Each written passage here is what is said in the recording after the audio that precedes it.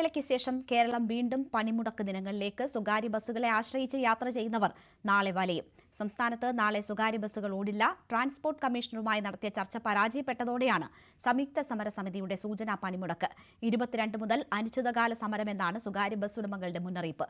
വിദ്യാർത്ഥികളുടെ കൺസെഷൻ നിരക്ക് കൂട്ടുക, വ്യാജ കൺസെഷൻ കാർഡ് തടയുക, 140 കിലോമീറ്ററിലധികം ഓടുന്ന ബസ്സുകളുടെ പെർമിറ്റ് പുതുക്കി നൽകുക, ഈ ആവശ്യങ്ങളാണ് സ്വകാര്യ ബസ് ഉടമകൾ മുന്നോട്ട് വയ്ക്കുന്നത്.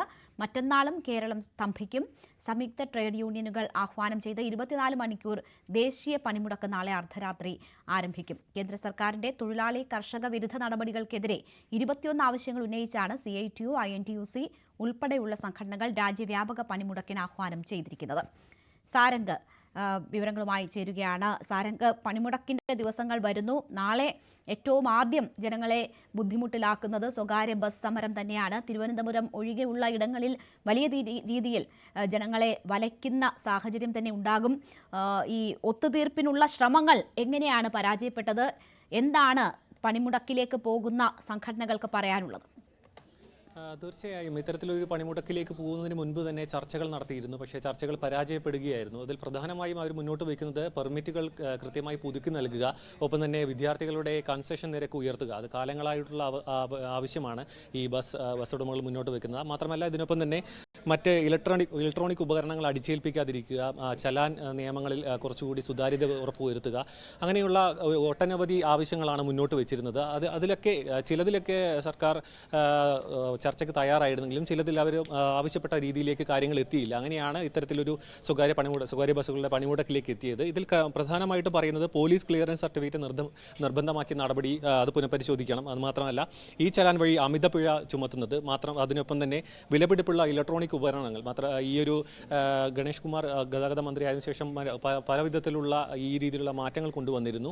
അതിലൊക്കെ പല ബസ് ഉടമകളും അതൃപ്തി അറിയിച്ചിരുന്നു. കാരണം ഭീമമായ തുക, ഇത്തരത്തിലുള്ള പല ഉപകരണങ്ങളും ഘടിപ്പിക്കുന്നതിനുള്ള ഭീമമായ തുക കയ്യിൽ നിന്നും എടുക്കാനുള്ളതില്ല. മാത്രമല്ല ഇതിൽ വലിയൊരു ലാഭം നിലവിൽ ഈ ഒരു സ്വകാര്യ ബസ് മേഖലയിൽ നിന്നും ലഭിക്കുന്നില്ല. അത്തരത്തിലുള്ള പല പ്രതിസന്ധികൾ ഇവർ നേരിടുന്നുണ്ട്.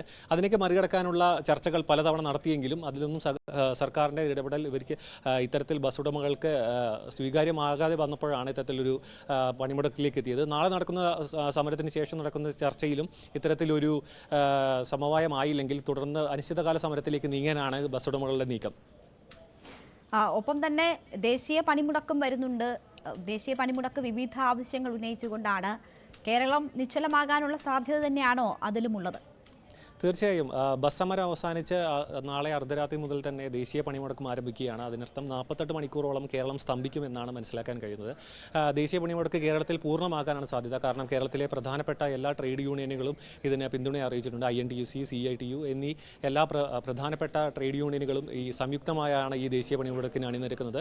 പലവിധ ആവശ്യങ്ങളാണ് ഈ കർഷക സംഘടനകളടക്കം ഈ ഒത്തുചേർന്നുള്ള ഈ ഒരു ദേശീയ പണിമുടക്കിൽ പലവിധ ആവശ്യങ്ങൾ മുന്നോട്ട് വെക്കുന്നത്. ഈ ഇത്തരത്തിലുള്ള തൊഴിലാളികൾ, അതായത് പെൻഷൻ EPF വിഹിതം 9,000 രൂപയാക്കുക, പഴയ സ്റ്റാറ്റ്യൂട്ടറി പെൻഷൻ നിലനിർത്തുക, ഒപ്പം തന്നെ മറ്റ് ആവശ്യങ്ങളും മുന്നോട്ട് വെക്കുന്നത് 26,000 രൂപ പ്രതിമാസ കരാർ തൊഴിലാളികൾക്കും എല്ലാ അസംഘടിത തൊഴിലാളികൾക്കും 26,000 രൂപ എന്ന വേതനത്തിലേക്ക് എത്തിക്കുക. അങ്ങനെ പലവിധ നിരവധി ആവശ്യങ്ങൾ മുന്നോട്ട് വെച്ചുകൊണ്ടാണ് ഇത്തരത്തിലുള്ള ഒരു ദേശീയ വ്യാപകമായിട്ടുള്ള ഒരു പണിമുടക്കിലേക്ക് ഈ ട്രേഡ് യൂണിയനുകൾ മുന്നോട്ട് വരുന്നത്. മാത്രമല്ല ഇതിനൊപ്പം തന്നെ ഇപ്പോൾ നമുക്കൊപ്പം SFI സംസ്ഥാന സെക്രട്ടറി